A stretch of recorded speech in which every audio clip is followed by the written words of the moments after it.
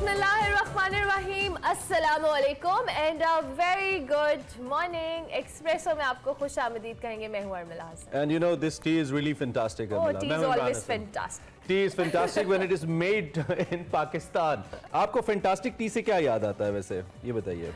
27 फरवरी operation Swift retort हमें याद आता है। And I always keep that memory safe because मैं हमेशा, मुझे अच्छी तरह से याद है कि यही वक्त था तकरीबन अलग सुबह जब हम बालाकोट के उस इलाके की तरफ जा रहे थे जहाँ पे अटैक किया गया था भारत की तरफ से, सो कॉल्ड सर्जिकल स्ट्राइक की गई थी। तो ISPR ने तमाम किया था सहाफ़ियों को वहाँ पे ले जाने का। और हम जब वहाँ पे पहुँचे, इनफैक्ट वहाँ पे पहुँचे नहीं, हम रास्ते में थे, तो हमें मालूम ये पड़ा कि जी आप आगे नहीं जा सकते, आगे समय स्ट्राइक इज़ गोइंग ऑन। और वो ये स्ट्राइक क्या थी, जब हम ज़मीन पे उतरे तो देन हमें पता चला कि टी इज़ फैंटास्टिक। और वो टी सर्व की जा चुकी थी जब तक हम वापस आए। अभिनंदन जो पाकिस्तान में आए थे, पाकिस्तान को अटैक करने के लिए, उनको न सिर्फ इस हवाले से रोका गया बल्कि उनको पकड़ा गया और फिर खैर सगाली के तौर पे वापस किया गया। इस हवाले से हमने इन डिटेल बात करनी है क्योंकि 27 फरवरी हमारे लिए तो वो कह लेना चाय से रिलेटेड सेलिब्रेशन, यौम चाय बनाएंगे हम इसको। लेकिन आगे जाके अभी हम जरा PSL की बात कर लेते हैं जी। लाहौर कलंदर्स ने कल क्या धमाल डाला है कज़ाफी स्टेडियम के अंदर, कमाल। मतलब बहुत मजा आया मैच देखने का। कैसा लगा आपको? मुझे मैच अच्छा लगा। मुझे थोड़ी सी मायूसी, बल्कि काफी मायूसी ज़ल्मी के बॉलर से हुई। अगर ज़ल्मी के बॉलर्स थोड़ा सा अच्छा परफॉर्म करे तो 242 रन का हदफ कौन देता है 200, चाहे आगे बाबर ही हो, कैडमोर ही हो, 242 रन का हदफ नहीं होता है। और बाबर ने भी कल यही कहा, I think there was too much to ask. और यही हुआ, फिर 242 तो नहीं बने, 200 बन गए। एंड आई स्टिल बिलीव कि अगर 210 या 20 रन का हदफ होता तो this T could also be fantastic. 241 का जो टारगेट था, उसके बाद फखर जमान, उनकी लक बेचारे बस 4 रन से रह गए। 96 रन बनाए Abdullah Shafique, but he played a brilliant inning, आपको पता है। और हमें ये भी सुबह पता चला कि हाँ, छक्कों का जो रिकॉर्ड है वो बराबर कर दिया। अब मजमूई तौर पर फखर के छक्कों की तादाद 89 हो गई है जी। और कामरान अकमल ने 74 इनिंग्स में 89 छक्के लगाए थे, जबकि फखर ने ये 67 इनिंग्स में लगाए। फखर चूंकि खेल भी रहे हैं तो I think he can still break the record. Yes, he can still break the record. और उसके अलावा जी कल के मैच में शाहीन शाह अफरीदी की जो बॉलिंग थी वो तबाही थी, मतलब कमाल कर दिया। मोहम्मद हारिस का बैट कैसे टूटा, अब ये सोचे, पहली बॉल पे बैट, दूसरी बॉल पे विकेट। ये तो कोई जादू था हमारे मुल्क में ऐसी कुछ चीजें कहते हैं जादू कर दिया किसी ने। तो हो सकता है कोई ऐसा शख्स जिनसे मोहब्बत करता हो, इन्होंने उसका दिल तोड़ा हो। ऐसा कुछ नहीं है, दिस इज अनऑफिशियल। लेकिन बट सरप्राइजिंगली बैट, मतलब पहली बॉल पे टूट जाना बड़ा सरप्राइजिंग था, तरीके से टूटा। आई लाइक दैट, मुझे मजा आया देखने का। पहली बॉल पे बैट टूटा, अगली पे विकेट टूट गई। That was the problem. And हम कल एक बड़ा जबरदस्त कॉन्टेस्ट अज्यूम कर रहे थे between Babar and Shaheen, and winner was Shaheen. और शाहीन ने ज्यादा देर ही नहीं लगाई, आई मीन एक चौका खाया और फिर उन्होंने कहा चलें बाबर, आप कैप्टन होंगे तो नेशनल टीम के होंगे, मेरे नहीं है। एंड देन ही जस्ट, लेकिन वो बाद में जिस तरह से बाद में मैच के वो मिलते हैं ना, लगता ही नहीं है कि एक दूसरे की विकेट ली होगी या इन्होंने एक दूसरे को आउट किया होगा। बट स्टिल जी, ये अच्छी स्पोर्ट्स मैन स्पिरिट है जो हम ग्राउंड के अंदर देखते हैं। मुख्तलिफ प्लेयर्स ने ऑब्वियसली एक ही टीम का हिस्सा है। आज यूनाइटेड और कलंदर्स आमने सामने होंगे स्टेडियम में ही, और देखेंगे कि जी आज का मैच कितना है। लेकिन लाहौर में जो क्राउड है, इतनी सारी कंस्ट्रक्शन और इसके बावजूद लाहौर में हाउसफुल था। सो लाहौरियों, ये काम आपने करना है। कराची वालों ने थोड़ा डिसअपॉइंट किया था, लेकिन आपने डिसअपॉइंट नहीं करना। कज़ाफी स्टेडियम फुल होना चाहिए, पता लगना चाहिए लाहौर मैचेस को होस्ट कर रहा है। और साथ एक वन लाइनर आपको ये भी बता दें कि वो PCB और पंजाब हुकूमत में जो मामलात थे वो प्राइम मिनिस्टर की इंटरवेंशन से सेटल हो गए, कल नजम सेठी साहब ने बताया। तो अब ये सारे मैचेस पिंडी और लाहौर में स्केड्यूल के मुताबिक होंगे। पंजाब हुकूमत में जो मामलात है वो तय पा गए, फार्मूला तय पा गए। सिक्योरिटी के लिए PCB की जानिब से हुकूमत पंजाब को 10 करोड़ रुपए अदा किए जाएंगे और लाइट वगैरह का जो है वो हुकूमत देखेगी। अच्छा जी, एक और जो कल वर्ल्ड कप हुआ, ऑस्ट्रेलियन विमेन टीम ने 6ठी बार T20 वर्ल्ड कप का टाइटल अपने नाम कर लिया। साउथ अफ्रीका को उन्होंने हराया, मैच 19 रन से जीता। और इस तरीके से अब विमेन T20 का जो नया चैंपियन है वो भी ऑस्ट्रेलिया है। ऑस्ट्रेलिया इज लाइक रूल कर रहा है सारी दुनिया के अंदर। So that's pretty amazing. इस पे भी हम बात करते रहेंगे, क्रिकेट पे डिटेल्स भी हम तब से, लेकिन इनिशियली हमने कहा जरा आपको हेडलाइंस दे दें। और अब आपको बताते हैं बुरी खबर।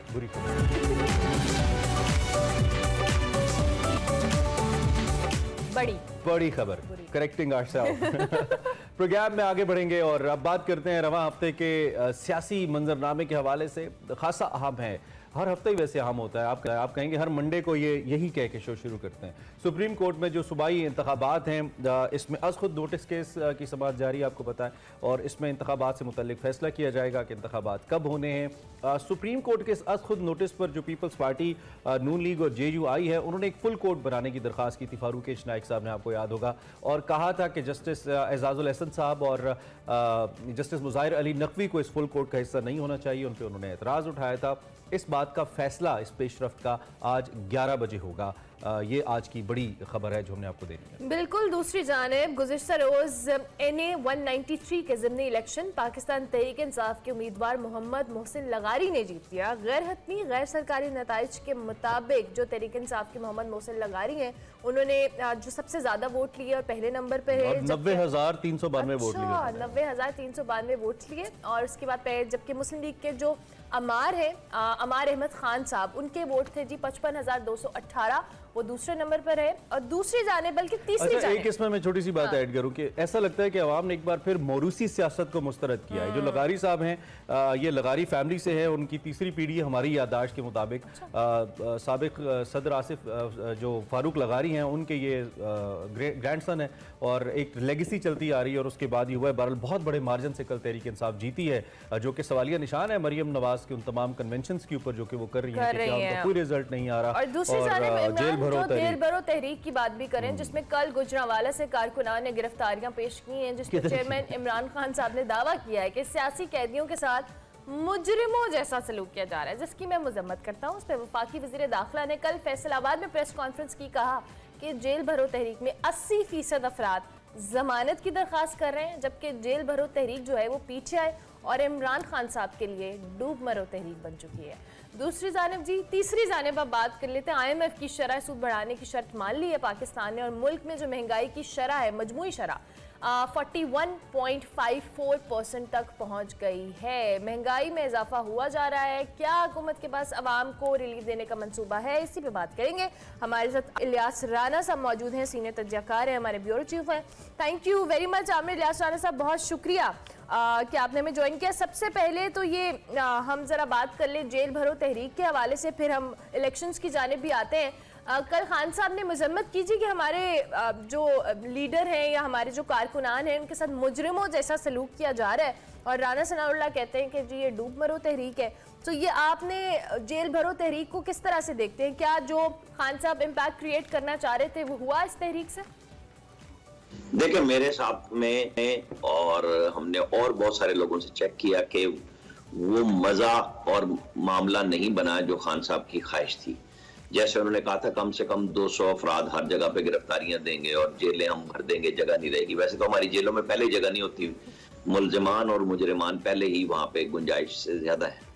लेकिन इत्तफाक ये है कि ये कोई बहुत बड़ा इम्पैक्ट नहीं बना सके। जैसे लाहौर में हुआ, फिर पेशावर ने बिल्कुल मजाक बना दिया, मुल्तान में किसी ने गिरफ्तारी नहीं दी, गुजरांवाला में कल काफी लोगों ने इसमें गिरफ्तारियां भी दी। नजर गोंदल साबिक वफाकी वजीर, बड़े मुअम्मर आदमी है इस वक्त हो, लेकिन वो भी गए। सियालकोट से मिर्जा दिलावर बेग और बहुत सारे साबिक MPs वगैरह ने जाके दी। गुजरांवाला में जोश ठीक था, लेकिन तादाद, अब वो दोनों तरफ से दावा है गुजरांवाला का कि जी वहाँ पे बैन खत्म हो गई थी उनकी गुंजाइश, और कैदी बनने के लिए लोग तैयार थे। अब जहाँ तक वो मसला है कि जी वो उनके साथ कैदियों वाला सलूक और बेईमाना सलूक है, तो देखें, जब आप खुद अपनी खुशी से गिरफ्तारी देने जा रहे हैं, पुलिस तो नहीं आपको कह रही, तो फिर आपको तैयार होकर जाना चाहिए था। फिर ना किसी की दवाई का मसला होना चाहिए था, फिर आप बैग लेके जाते। तो सब चीजें साथ लेके जानी चाहिए, क्योंकि किसी ने आपको ये तो नहीं कहा ना कि जी देखें हमारी दवाई का बैग बाहर फेंक दिया पुलिस ने। आप सोच के गए और आपको पहले पता था कि राना सनाउल्लाह मरकज में मौजूद है, और आप खुद कह रहे हैं कि निगरान हुकूमत एक हॉस्टाइल हुकूमत है।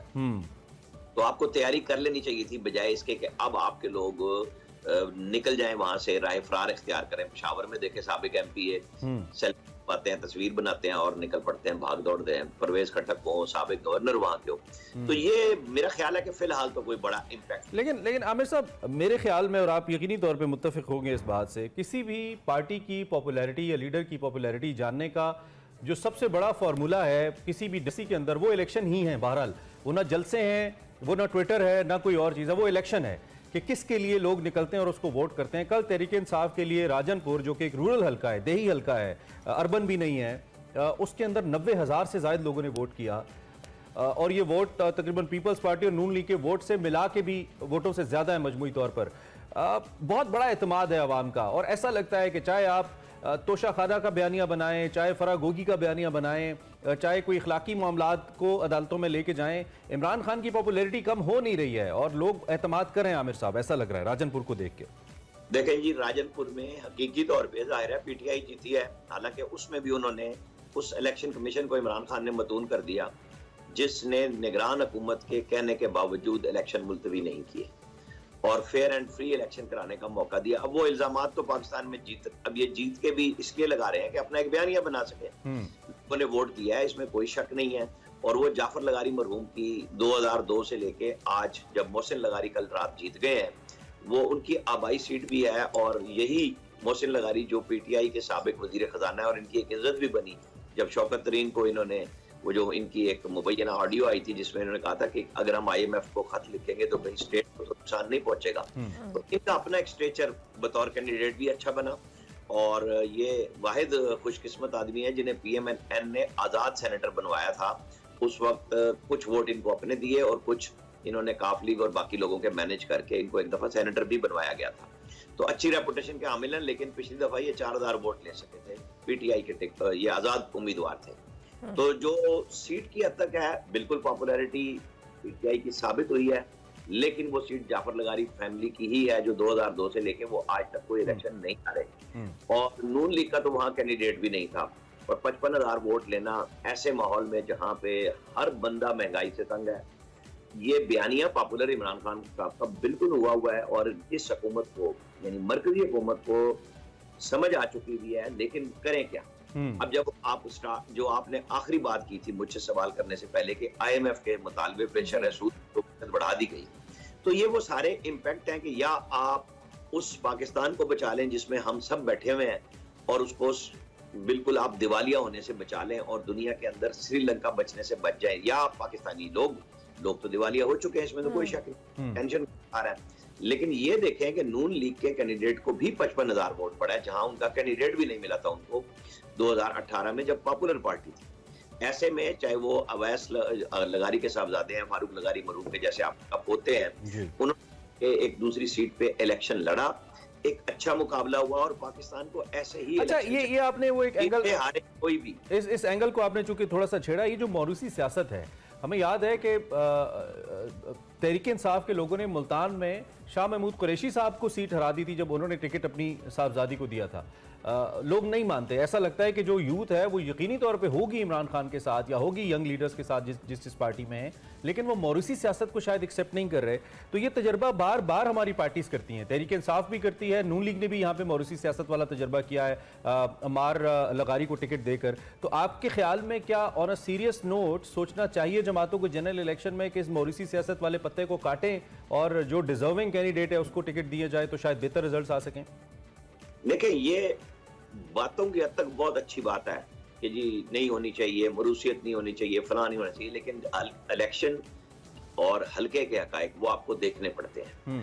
और वहां पे जब आप मुल्तान का मुवाजना करते हैं तो मुल्तान में आप यूसुफ रजा गिलानी के साहबजादे को जो बिल्कुल पीटीआई की तर्ज पर इलेक्शन लड़े, उसी सोशल मीडिया के सहारे पे लड़े और उन्होंने अपना एक तजर्बा किया और उन PDM की तमाम जमातें थी और वो कामयाब हुए इस सेंस में कि शुरू दिन से आखिर तक वहां से रिपोर्ट्स यही आ रही थी कि वहां पे पीपल्स पार्टी जीत जाएगी। और यहाँ पे अब आप देखें कि ये मोहसिन लगारी साहब, इनके वालिद भी MP रहे हैं, रफीक लगारी साहब, यहाँ पे भी वो हल्के के अंदर मीना लगारी साहिबा जो उनकी बेवा है जाफर लगारी मरहूम की, उन्होंने टिकट दिलवाने में और फिर इलेक्शन कैंपेन में भरपूर साथ दिया इनका। वहां पे भी खानदान ही मौजूद थे, यहाँ पे भी खानदान मौजूद है, क्योंकि कुछ हलकों में मजबूरी बन जाती है सियासी पार्टियों की।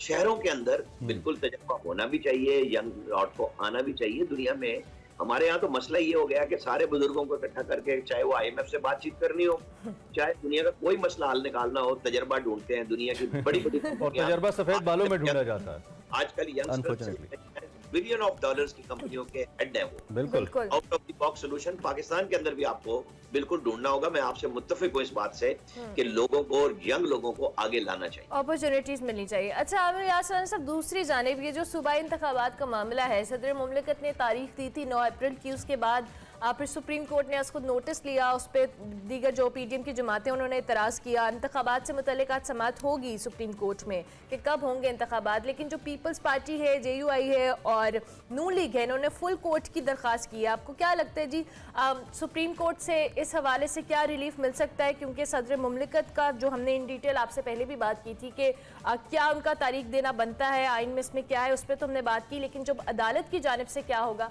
इस हवाले से भी कमेंट कीजिएगा। देखें, अदालत में चीफ जस्टिस ऑफ पाकिस्तान ने पहले दिन जब ये आज खुद नोटिस था तो उन्होंने कहा कि ये बात क्लियर है कि इलेक्शन कमीशन के पास तारीख देने का इख्तियार मौजूद नहीं है। पहले होता था, लेकिन मार्शल लॉ के अदवार में उनसे ये इख्तियार वापस ले लिया गया। तो एक चीज तो चीफ जस्टिस, लेकिन जाहिर है कि वो भी एक जज के तौर पे ही राय दे रहे थे, बाकी 8 जजों की आरा अपनी अपनी जगह पे है, जिसके अंदर फिर तकसीम पैदा हुई कि 3 जज अलग हो गए। मंसूर अली शाह उसके अंदर बोले, उसमें जस्टिस अथर मिनल्ला बोले, और उनकी आरा आप जो जस्टिस मंदू खेल साहब बोले आप सुन ली। और उन्होंने तो जस्टिस अथर मिनल्ला ने तो कहा कि हमें ये भी चेक करना होगा कि क्या असम्बलियों की तहलील भी दुरुस्त थी, क्योंकि इसके ऊपर एक राय ये है कि बिल्कुल आइन में तो वाज़ेह है कि जब लिख दिया तो 48 घंटे में टूट जाए। लेकिन जब नैब के चेयरमैन की तकरीरी हो रही थी और उसमें मुशावरत थी वज़ीर आज़म और अपोजिशन लीडर की, जो कि बस एक खत लिखा और उस वक्त तकरीरी कर दी गई, तो चौधरी निसार ने उसको चैलेंज किया कि मुशावरत बामानी होनी चाहिए। तो सुप्रीम कोर्ट ने कहा बिल्कुल मुशावरत बामानी होनी चाहिए। तो अब अगर ये सवाल आज, चूंकि अभी तक हमारे पास वो ऑर्डर शीट नहीं है, ना जुमे के दिन की ना जुमे के दिन की, जो सुप्रीम कोर्ट में नॉर्मली उसी दिन जारी कर दी जाती है, रात तक शाम तक हो जाती है, कि जो चीफ जस्टिस ने कहा था कि जो मौजूद जज साहिबान ने सवाल उठाए हैं कि पहले इस सवाल को उठाएं। एक ने तो 184(3) पे ही सवाल मंदू खेल साहब ने किया था कि आपको उसको देना नहीं चाहिए था, और ने कहा कि आज वो बनता है तो उस असेंबली का बनता है कि वो टूटी थी, दुरुस्त किया गलत। तो अब ये जजेस के माबैन जो बातचीत सामने कोर्ट में आई है, खुली कोर्ट में, सबसे वहीं पे नुक्ता तय होगा, हम और आप क्या राय दें, वहां जजेस। ठीक है आमिर, ठीक है। वक्त हमारा खत्म हो गया। इलियास राना साहब सीनियर सहाफ़ी अपनी राय, अपना तजिया हमारे सामने रख रहे थे। मुल्क की मौजूदा सियासी सूरत हाल के हवाले से आपको आगाह करते रहेंगे। एक ब्रेक लेते हैं, ब्रेक के बाद welcome back to Expresso. Programme में आगे बढ़ते हैं और बात करते हैं उस इदारे की जिसका ताल्लुक बराह रास्त अवाम से है, लेकिन ज़्यादातर लोग इससे नाला ही रहते हैं।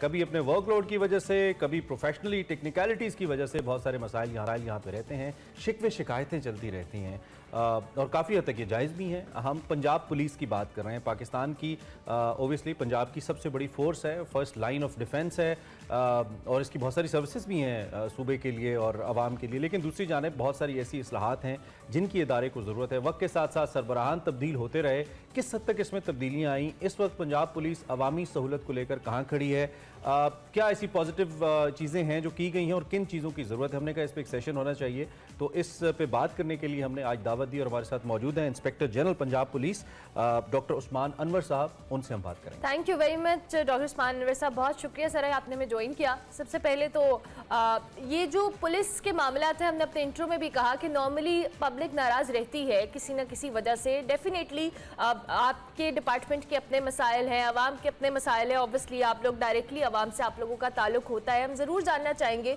कि आवाम और जो पुलिस के अंदर एक दोस्ती वाला एलिमेंट है उसको मज़ीद बेहतर करने के लिए क्या इक़दाम किए गए हैं, क्या ऐसी रिफॉर्म्स हैं जो आपने की हैं ताकि आवाम का पुलिस के ऊपर, इस इदारे के ऊपर एतमाद मज़ीद बहाल हो सके।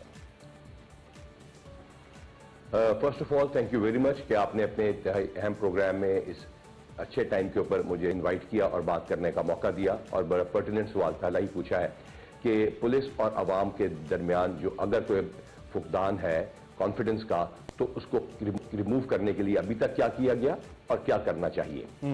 सबसे पहले जो पुलिस के साथ जो शिकायत हैं उनमें नंबर 1 शिकायत जो है वो है नॉन रजिस्ट्रेशन ऑफ केस, यानी किसी के साथ कोई वारदात हो जाए, चोरी डाका या उसके घर के अंदर कोई घुस आए और उसके कोई माल ले जाए, तो पुलिस मशहूर ये है कि कतराती है पर्चा दर्ज करने से, क्योंकि उनका क्राइम बढ़ जाता है या उनसे पूछा जाता है।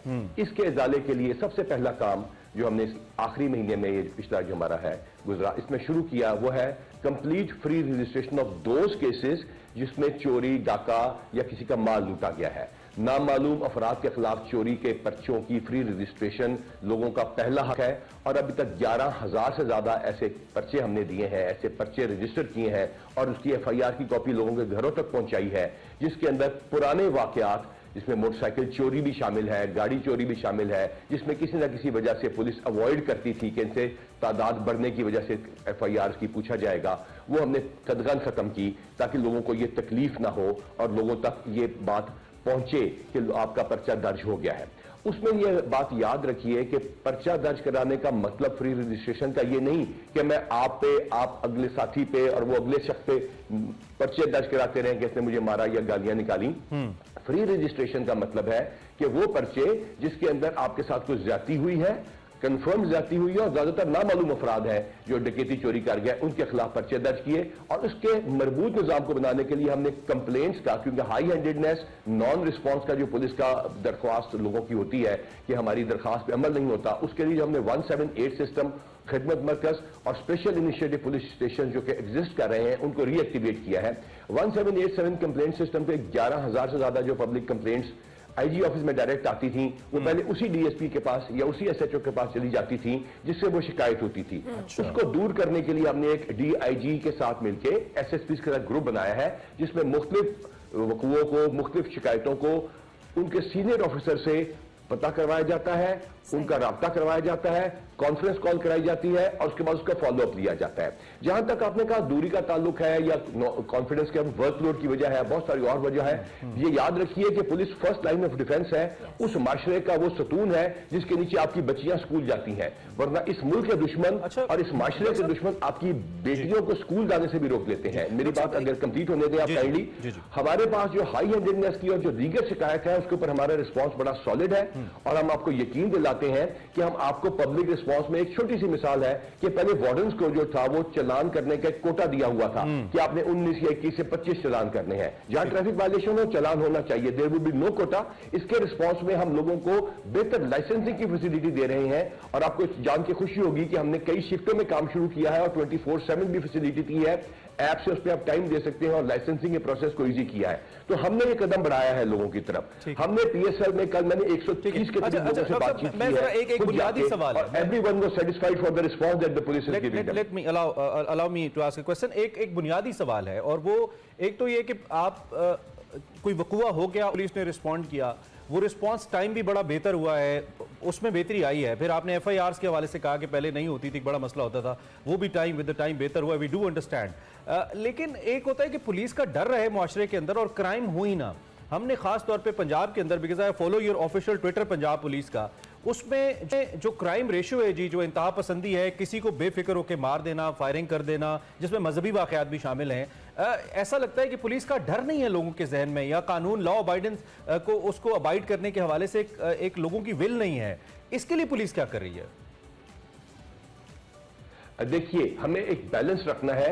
आपने कहा कि लोगों में खौफ हो और दूसरी तरफ हम कहते हैं कि लोगों से पुलिस की दूरी ना हो। तो इसका वाहिद हल ये है कि अच्छे के लिए इज्जत हो और बुरे के ऊपर खौफ हो। इसी के लिए मैंने आपको अर्ज किया कि जब हमारा रिस्पॉन्स है आम towards an ordinary person, towards a common citizen, एक शरीफ आदमी के लिए, उसको हमने सुपरवाइजरी लेवल पे बेहतर किया है और बेहतर करते रहेंगे। जहां तक बदमाशी का ताल्लुक है, शूटर्स हैं, बदमाश है, गुंडागर्द एलिमेंट है और वो लोग हैं जो मजहबी जुनूनियत को लेके, चाहे वो दुकानें बंद कराने चल पड़े या कोई भी ऐसा काम करने चल पड़े जिससे माशरे में इंतशार फैले, उसको सख्ती से निपटना पड़ता है। लाजिमत है वो इमेजेस जिसमें पुलिस वाले ने डंडा उठाया और किसी को मार रहा है, वो ज्यादा नजर आएगी, नेगेटिविटी ज्यादा नजर आती है। आपने क्राइम की बात की, मेरे ख्याल से जितनी मिडिल ईस्टर्न कंट्रीज के अंदर सख्ती है, जुर्म वहां भी हो जाता है। जितनी अमेरिका में पुलिस के पास फैसिलिटीज और पैसा है, वहां तो बहुत ज्यादा जुर्म होता है। याद रखिएगा, उन माशरों में जुर्म नहीं होता या बहुत कम और मिनिमम होता है जहां पे माशरा खुद जुर्म को रिस्पॉन्ड करने के लिए चल पड़ता है। पुलिस का काम है, लेकिन पुलिस अकेली का काम नहीं। देखिए, जापान के एक माशरे की मिसाल है। माशरे के अंदर जुर्म से नफरत, अमन से प्यार और कानून की हुक्मरानी की इज्जत जो है वो मां की गोद से शुरू होती है, स्कूल में होती है, मदरसे में होती है, माशरा खुद करता है। अगर माशरा इसको रिस्पॉन्ड करता है तो फिर पुलिस के लिए उन एलिमेंट को, उनकी सर को भी आसान हो जाती है जो सर उठाते हैं और उन सांपों को कुचलना आसान होता है। याद रखिए, पुलिस का रिस्पॉन्स पुलिस का जो थाना कल्चर का लफ्ज इस्तेमाल किया जाता है वो आईना है जिसमें माशरा अपने आप को खुद देखता है। ठीक हो गया, ठीक हो गया। दूसरी जानिब डॉक्टर साहब, मार्जिनल जो ग्रुप्स हैं सोसाइटी के, जिसमें अगर हम डेफ एंड डम लोगों की बात करें, होमलेस अफराद की बात करें, जो बच्चे हैं, उसके अलावा ट्रांसजेंडर्स हैं, इनके लिए पुलिस क्या किस तरह की फैसिलिटेट करने के लिए कोई ऐसा सिस्टम बना रही है, कोई ऐसा मैकेनिज्म बना रही है, इस हवाले से भी हमें बताइएगा।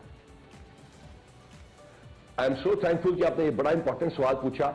इस माशरे में जिसमें मैं भी रहता हूं और आप भी रहते हैं, हमने एक ऐसा माशरा जनरेट कर दिया है, एक ऐसा पब्लिक का रिस्पांस जनरेट कर दिया है कि एक आम आदमी जो कि बिल्कुल नॉर्मल है उसके लिए भी मुश्किलात पैदा कर दी। मिसाल के तौर पर अगर किसी की आंखें नीली है ना तो उसको लोग कहेंगे ये बिल्ला, किसी को कोई ब्राउन बाल है तो कहेंगे बुरा, उसका नाम अब्दुल मनान है उसको कहेंगे माना। ये नहीं कि हम हर बंदे को, ये हमारा माशरा ये सीखना पड़ेगा हमारे माशरे को, और इसमें इस तरह के एलिमेंट्स हैं कि वो लोगों का मजाक उड़ाने की तरफ चल पड़ते हैं। उसमें सोचिए कि मार्जिनलाइज्ड सेगमेंट्स ऑफ सोसाइटी जो आपने कहा, सबसे पहले मैं आता हूं, हमने 9 साल की एक बच्ची रिकवर की है, उसको रिहेबिलिटेट करने का फैसला किया, जो आइस यूज भी करती थी और बेचती भी थी।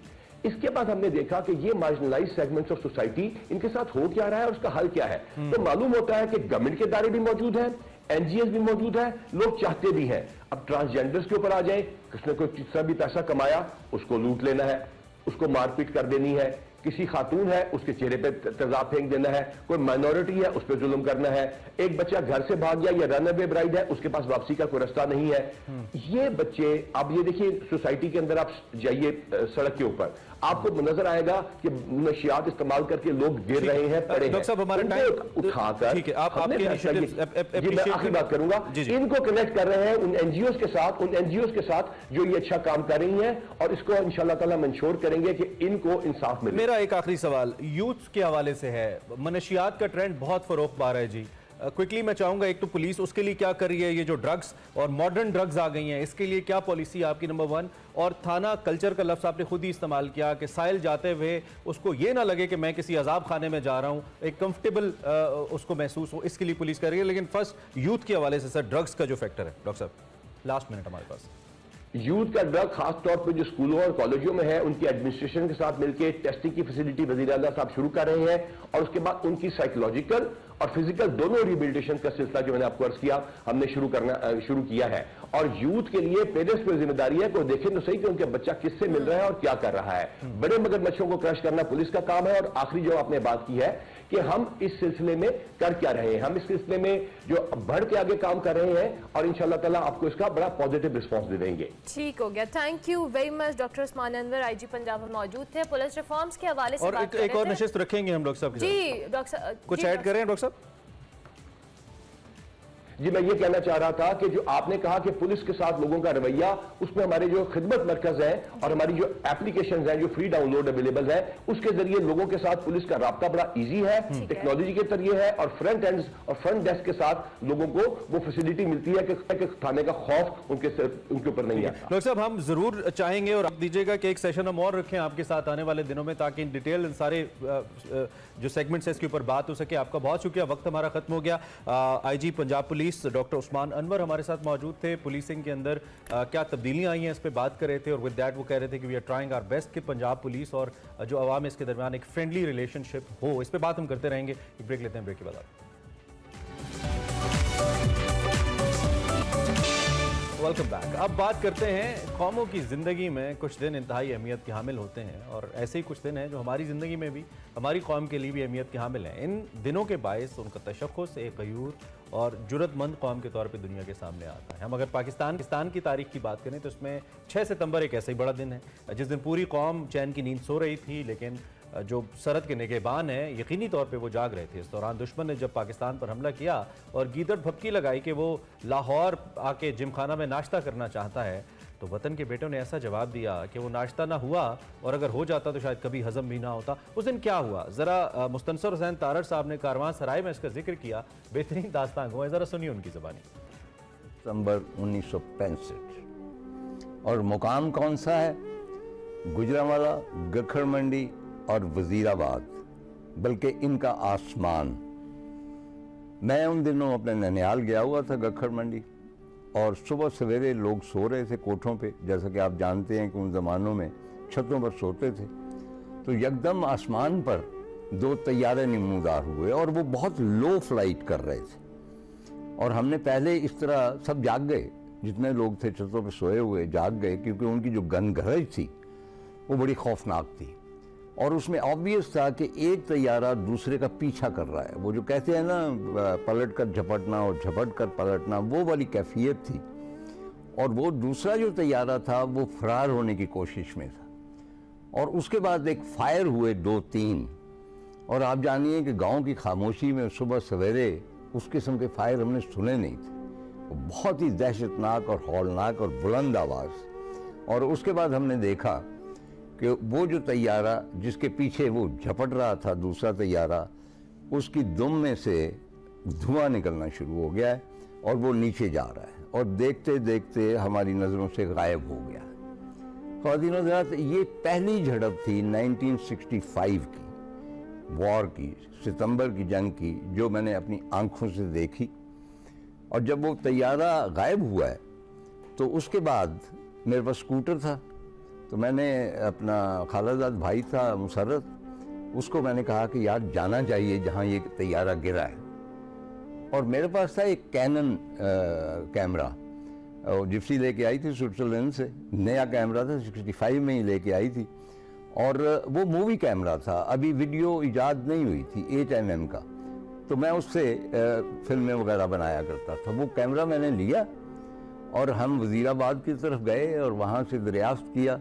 और उसके बाद फाइनली हमने वो जो तैयारा हिंदुस्तान का पहला तैयारा, नॉट था उसका नाम, छोटा, वो गिरा था, वहाँ तक पहुँचे, खेतों में पड़ा था, अभी तक हल्का हल्का धुआं उठ रहा था उसमें। और गालिबन जो भी सिक्योरिटी के लोग होते हैं वो पहले हमसे पहुँच चुके थे और वो तैयारे का जो था पायलट, उसकी लाश वगैरह उठा के ले गए थे। लेकिन मैंने देखा कि उसके ऊपर उसका पायलट का खून लगा हुआ है। अब मुझ में एक कमी कह लीजिए कि खून किसी का भी हो, दुश्मन का भी हो, मुझे अच्छा नहीं लगता। वो किसी ना किसी माँ का बेटा तो था ना। चुनांचे मैं कदरे रंजीदा हुआ और कदरे मुझे फ़ख्र भी हुआ कि भाई ये तैयारा हिंदुस्तान का हमने गिराया। तारड़ साहब ने आंखों देखी दास्तां आपको सुनाई। इसके बाद तारड़ साहब ये भी कहते हैं कि ये सिलसिला यहाँ रुका नहीं, जुस्तजू थी कि पाकिस्तान में कहाँ कहाँ इंडिया ने हमला किया है, और एक और जगह टैंक तबाह देखा जिसमें एक इंडियन की लाश थी। जरा सुनिए। जंगे सितंबर के इख्तिताम पर मैं तमाम महाजों पर गया, खसूसी तौर पे अपने कैमरे के साथ नेचुरली, लेकिन मुझ में एक जुस्तजू भी थी कि मैं देखूं कि कहाँ कहाँ हिंदुस्तान को रोका गया है। तो मैं चविंडा गया सबसे पहले, सियालकोट के करीब। पहले सियालकोट हम गए और वहाँ पे ट्रंक बाज़ार जो है, वहाँ 1000 बॉम्बर, वो 1000 बॉम्ब होता था, एक बहुत बड़ा ह्यूज थिंग, और जहाँ वो पड़ता था पूरे को पूरे महल्ले तबाह कर देता था और बहुत बड़ा गड़ा बन जाता था। तो ये ट्रंक बाज़ार जो था वहाँ पे वो पड़ा था। फिर मैंने उसको गड़े को देखा, उसको लोगों के साथ गुफ्तगू की। फिर हम चविंडा गए और चविंडा को जो मैंने देखा है, उसकी गलियों में हम घूमे हैं जीप पर, तो तमाम मकान तबाह हो चुके हैं, ख़ास तौर पे उसका स्टेशन। और मुझे अब तक याद है कि वो बोर्ड जिसके ऊपर चविंडा लिखा हुआ था, उसमें चे गायब था, वहाँ पे वो गोला को पड़ा था हिंदुस्तानियों का, वो बर्बाद हो चुका था। उसकी जो लुक थी वो किसी हद तक जिस तरह लेनिनग्राड की हम फिल्मों में देखते थे, स्टालिनग्राड में जिस तरह स्ट्रीट तबाह है, इस तरह चविंडा था। ये कहा जाता है कि वर्ल्ड वार 2 के बाद टैंकों की सबसे बड़ी लड़ाई वहाँ पे लड़ी गई थी। ये तो था जंगे सितंबर का वाकया। ऐसा ही वाकया 26 फरवरी 2019 को पेश आया, जब अलसुब रात के अंधेरे में भारतीय तैयारे मुजफ्फराबाद सेक्टर में दाखिल हुए और पाकिस्तानी फिजाया की जवाबी कार्रवाई पर भागते हुए बालाकोट के करीब अपना पेलोड फेंकते हुए फरार हो गए। भारतीय फजाइया के इस हमले में चंद दरख्तों को नुकसान पहुंचा, जबकि एक कौवा अपनी जान से चला गया। इसी हमले के पेश नज़र जी मुल्की सियासी और अस्करी क़यादत ने दुश्मन को वार्निंग दी कि हम रिटेलिएट करेंगे, हमारा जवाब मुख्तलिफ होगा और भारत को सरप्राइज का इंतजार करना पड़ेगा। अभी एक दिन भी नहीं गुजरा था कि पाक फजाइया ने वो कर दिखाया जिसका भारत को गुमान भी नहीं हो सकता था। शाहीनों ने रात के अंधेरे में नहीं बल्कि दिन के उजाले में भारत में घुसकर एक ऐसा सबक सिखाया कि पूरी दुनिया ने देखा। बिल्कुल, पाक फजाइया ने जंगी तैयारे न सिर्फ भारत में उन्होंने दाखिल हुए वहाँ पे 6 मुख्तलिफ टारगेट्स को लॉक किया, मारा, वापस आए और जब भारतीय तैयारे पाकिस्तान की सरहद में आए तो उनको तबाह किया, 2 तैयारे और एक पायलट को भी पकड़ा, फिर खैर सगाली के तौर पे छोड़ दिया। इसको हम ऑपरेशन स्विफ्ट रिटॉर्ट कहते हैं और हम फख्र से इस पर बात करते हैं। इस वक्त हमारे साथ ब्रिगेडियर इटफाक साहब मौजूद हैं जो कि सितारा इम्तियाज़ मिलिट्री हैं। उनसे हम बात करते हैं और उनसे पूछते हैं कि वो इस दिन को कितना अहम समझते हैं पाकिस्तान की फ़िज़ाई जंगी तारीख के अंदर। अभी साहब, thank you very much for joining us. History तो हम सबको पता है और नौजवान नस्ल के लिए भी अल्हम्दुलिल्लाह एक ऐसी मिसाल फोर्सेस की तरफ से मौजूद है जिस पे वो अपनी आंखों देखा हाल बयान कर सकते हैं। कितना इंपॉर्टेंट है ये दिन पाकिस्तान की जंगी तारीख को लेकर? जी थैंक यू वेरी मच आपका कि आपने मुझे लिया। मैं अभी आपको सुन रहा था, आपने बड़ा अच्छा एक फिक्रा कहा था कि कौमों की जिंदगी में कुछ दिन बड़े यादगार होते हैं। तो हमारी जिंदगी में भी, खासतौर पे फौज की जिंदगी में और पाकिस्तान की जिंदगी में, ये कुछ दिन है जो बड़े यादगार हैं, जिनको पाकिस्तान फौज ने अपने कॉम्पिटेंसी से और लीडरशिप ने अपने रिजॉल्व से और नेशन ने अपने रिजॉल्व से बड़ा शानदार बना दिया। तो ये 27 फरवरी जो है, 26-27 फरवरी भी इसी के साथ लिंक्ड है। इंडिया जो है बहुत बड़ी मिलिट्री माइट है, उसके गुरूर में वो चाहता था कि वो आए, पाकिस्तान को सबक सिखाए, अपनी नोशनल सेटिस्फेक्शन लोगों को दे, पॉलिटिकल माइलेज अचीव करे और एक डोमिनेंस जो है वो रीजन में ले जाए। 3-4 ऑब्जेक्टिव थे उसके जो मैंने आपको बताए कि रीजनल डोमिनेंस लेनी थी, पाकिस्तान को सबक सिखाना था, पॉलिटिकल माइलेज अचीव करना था और जो दाएं बाएं स्टेट्स थी उनको एक मैसेज देना था कि हम यहाँ पे एक पावर हैं, सुपर पावर हैं और हमें ओबे करके। इतने बड़े वाक़े के बावजूद भारत अभिनंदन को एक हीरो के तौर पे पेश करता है, उसको वीर चक्र भी दिया उन्होंने जो उनका सबसे बड़ा अवार्ड है।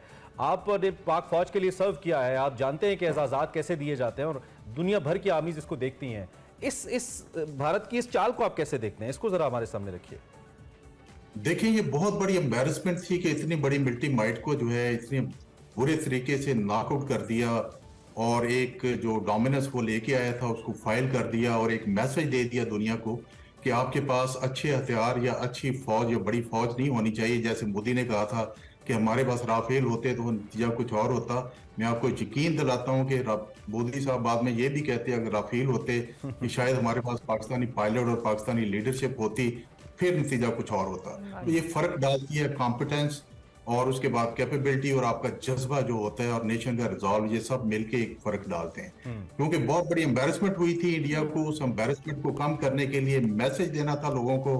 मैसेज ये था कि हम पाकिस्तान को सबक सिखा सकते हैं, वो पूरा नहीं हुआ बल्कि वहां पे डिफीट हो गई। इसलिए ये भी एक स्टेज मैनेज किया गया कि अभिनंदन जो है उसने पाकिस्तान के एक F-16 गिराया है, उसको गिराने के तौर पे उसको जो है ये उन्होंने एजाज जो है वहां पे दिया झूठा किस्म का, जो कि बाद में साबित हो गया कि पाकिस्तान कोई F-16 गिरा नहीं था और अमेरिकन ने भी उसको काउंट किया, दुनिया ने भी देखा और हमने भी उसको दुनिया के सामने पेश किया। तो ये थोड़ा मैं ये बताना चाहता हूँ कि ये इंडिया करता क्यों है। मोदी और बीजेपी का जो एक माइंडसेट है that is totally anti Pakistan, anti Muslim, anti Pakistan है और उन्होंने इसको एक फाउंडेशन बनाया हुआ है, अपने लोगों को एक मैसेज दिया हुआ है कि हम जो है बहुत बड़ी एक ताकत हैं और मुसलमान। प्रोग्राम के दूसरे हिस्से में आपको खुशामदीद कहेंगे। किसी बड़े फन को देखने का फन कैसे हासिल किया जाए, ये बात कर रहे हैं आज वकार मलिक और इमरान कुरैशी। सेगमेंट है माइंड मैटर्स, देखते हैं। अस्सलाम वालेकुम नाज़रीन, मैं हूं वकार अहमद और आप देख रहे हैं माइंड मैटर्स। साइकोलॉजी में जब हम कॉग्निटिव बायसेस की बात करते हैं या अक़ली तअस्सुबात की बात करते हैं तो ये 100 साल पहले हमें मालूम हुआ। सो हम ये जानते हैं कि पहली सतह पे अक़ली तअस्सुबात को पहचाना जाता है और दूसरी जो सतह है फिर उसको रद्द किया जाता है, लेकिन पहली सतह बड़ी अहम है। बिल्कुल इसी तरीके से जो आर्ट है या फ़न है उसके हवाले से जो पेंटिंग्स लगी होती हैं और उसके साथ अगर लिखा होता है कि यार ये इतने मिलियन डॉलर की फ़रोख्त हुई है, तो एक लेमैन, एक आम आदमी, मेरे जैसा एक आम आदमी, वो ये समझता है कि ये क्या है, इसमें ऐसी कौन सी चीज़ है जो ये मैं जो रंग फेंकी हुई है ये तो मैं भी फेंक सकता हूँ। सो ये किस चीज़ की कमी है? ये बेसिकली उस आर्ट को पहचानने की कमी है। मौसीकी को सुनने की जो कान है वो एक अलग चीज़ है और फिर मौसीकी करना एक अलग चीज़ है। बिल्कुल इसी तरीके से जो पहला सतह है कि किसी आर्ट को पहचानना, ये बहुत ही अहम सतह है। मेरे साथ इमरान कुरैशी साहब बैठे हुए हैं, सितारा इम्तियाज़ हैं, बहुत पाकिस्तान में पाकिस्तानी नाम है जो कि बैनुल-अक़वामी सतह पे बहुत ज़्यादा माना जाता है, जाना जाता है, बहुत बड़े आर्टिस्ट हैं। बहुत शुक्रिया इमरान भाई। सवाल फिर मेरा तो वो है कि ये जो एक स्कूल तो है जो कि जिस तरह आपका NCA है, जिस तरह की स्कूल है जो कि आपको आर्टिस्ट बना रहा है, कोई ऐसा स्कूल नहीं होना चाहिए जो ये लोगों को सिखाए कि पेंटिंग देखनी कैसी है? देखिए, एक बात तो ये कि मैं हमेशा कहता हूँ आर्टिस्ट से कि वो जब पेंटिंग के बारे में बताते हैं मैंने ये दिखाया, लेकिन जब पेंटिंग बन जाती है, जब वो पब्लिक में जाती है, तो फिर लोगों को आप डिक्टेट नहीं कर सकते कि इसको ऐसे देखना है। हर इंसान अपनी तरह से देखता है और अपना एक डायलॉग बनाता है। पेंटिंग के लिए ज़रूरी है या किसी भी आर्ट के लिए कि उसमें इतनी जान होनी चाहिए कि वो डायलॉग बनाए, ठीक है, किसी अपने व्यूअर के साथ, और वो बहुत अहम है। लेकिन रीडेबिलिटी तो हर इंसान की अपनी होती है, अपनी पसंद नापसंद, और हर तरह का काम हो रहा है, तो फ़र्क तरह की अप्रोचेज़ हैं, तो हमारे लिए एक्सेप्ट करना ज़रूरी है कि ये डिफरेंट अप्रोचेज़ हैं और हर आर्ट को उसके हिसाब से देखना चाहिए और उसकी अप्रिसिएशन हर जगह पे मौजूद है। बाकी ये कि आपने एक और बात की कि एक लाइन मार दी तो कहते हैं ये क्या है, तो मैं भी मार दूं लाइन। देखिए, जो आर्टिस्ट होता है उसने बड़ा अरसा लगाया होता है, एक्सपीरियंस लगाता है उस लाइन को मारने के लिए। जी, ठीक है। लेकिन किसी ने कहा कि ये कप है, ये मैं कहता हूँ ये मेरा आर्ट है, आप कहें कि ये तो मैं भी कर दूं, इसमें क्या आर्ट है? देखिए, आप कह रहे हैं कि मैं कर दूं, मैंने कर दिया। ठीक है। तो ये बड़ा फर्क है, ये बड़ा फर्क है कि आप क्यों कर रहे हैं और उसके पीछे क्या पूरी एक वो है, वो स्टेज कहाँ से आई जहाँ आपने कप को रख के कहा कि ये आर्ट है। खान एकेडमी एक बहुत बड़ा है रिसोर्स है नॉलेज का, तो उस हवाले से उन्होंने एक चीज़ शुरू की थी कि किसी भी पेंटिंग को देखना कैसे है या किस तरह उस किसी भी चीज़ में उसमें क्या सिग्निफिकेंस है, तो उन्होंने उसको 3D ऑफ कोर्स एनिमेशंस के थ्रू बताया। मसलन एक पेंटिंग उठाते हैं और वो बताते हैं कि ज्योमेट्रिकली इसमें क्या है, यानी आर्टिस्ट ने इसमें क्या क्या किया। तो वो पहले जो पेंटिंग दिखाते हैं तो आपको बताते हैं कि अच्छा इसकी कितनी वैल्यू है और ये है, आप ये समझते हैं कि इसकी कितनी वैल्यू होनी चाहिए, नहीं, और बंदा कहता है इसमें कोई नहीं। लेकिन जब वो देख लेता है बंदा वो सारी वीडियो 10 मिनट की, फिर बंदा कहता है कि नहीं ये तो इतने मिलियन की तो नहीं, ये तो प्राइसलेस है, ये तो बहुत ज़्यादा होनी चाहिए। मेरा बेसिकली सवाल उस सवाल से है कि जो बेसिक्स हैं हम उनसे भी आगाह नहीं ना। बिल्कुल। तो बेसिक्स के लिए मेरे ख्याल है वही बात है कि ट्रेनिंग करके आप उनको कर सकते हैं उस लेवल पे। हम तो बड़े अभी इनिशियल स्टेज पे आर्ट के बारे में, तो हमारी जो कौम है, मैं इन जनरल बात करता हूँ, तो ये बहुत अच्छा है कि इस तरह की एक्सरसाइजेज होनी चाहिए और ज़्यादा से ज़्यादा एग्जीबिशंस होनी चाहिए। स्कूल से ये ट्रेनिंग शुरू होनी चाहिए, क्योंकि अगर आप बाहर जाएं म्यूजियम में, छोटे छोटे बच्चे टेट मॉडर्न में फिर रहे होंगे, ब्रिटिश म्यूजियम में फिर रहे होंगे, वीएनए में, और उनका टीचर हर पेंटिंग के सामने खड़े होकर उनको एक्सप्लेन करता है। वो छोटे छोटे हैं, वो अपनी तरह से सवालात कर रहे होते हैं, लेकिन फिर वो आप देखते हैं कि उसमें बड़े इंटेलिजेंट सवाल भी आते हैं बच्चों की तरफ से, जो बताने वाला नहीं एक्सपेक्ट कर रहा होता। तो मेरे ख्याल है वो ट्रेनिंग वहाँ से शुरू हो जाती है और ये स्कूल से होनी चाहिए।